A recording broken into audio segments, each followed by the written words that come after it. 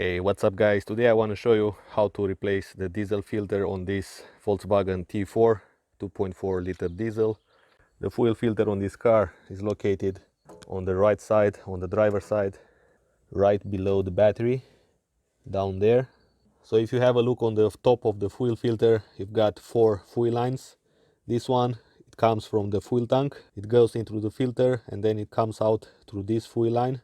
Then you can see this yellow fuel line, the thick one, goes into the engine bay, further to the fuel injectors down there. So what I want to do first is a fuel pressure test. I'm going to disconnect this hose, the output hose. For that I'm going to use a 7mm. So I'm just going to connect the adapter on the fuel pressure gauge. Now I will place the adapter on the filter with a hose clamp. One of the reasons I have to do a fuel pressure test is to actually confirm that this car has a fuel pump or not. Some older diesel engines have both a fuel pump in the tank and a fuel injection pump. On this particular car, the fuel is pumped and pressurized only by the fuel injector pump, which is located after the fuel filter in the engine bay. That means the fuel is sucked through the filter from the fuel tank.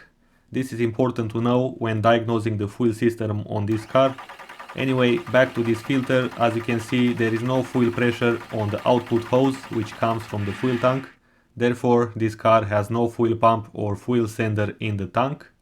So the point of this test is, let's say you will have a fuel pump as well, then you can just test the output pressure before and after the fuel filter.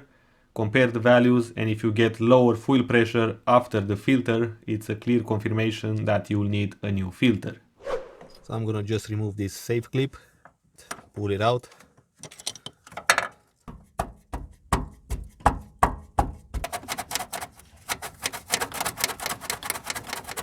Finally, to install the new filter, reconnect the hoses, but before that you might have to pour some diesel into the filter so that the fuel injector pump will not suck air instead of diesel, especially if the fuel lines are not completely sealed. Also, before adding fuel on the filter, remember to tie the bottom cap, otherwise the fuel will spill and the pump will not be able to create enough vacuum which is needed in order to suck the diesel in. Alright guys, that's how I replaced the fuel filter on this car. Thanks for watching and I will see you in the next video.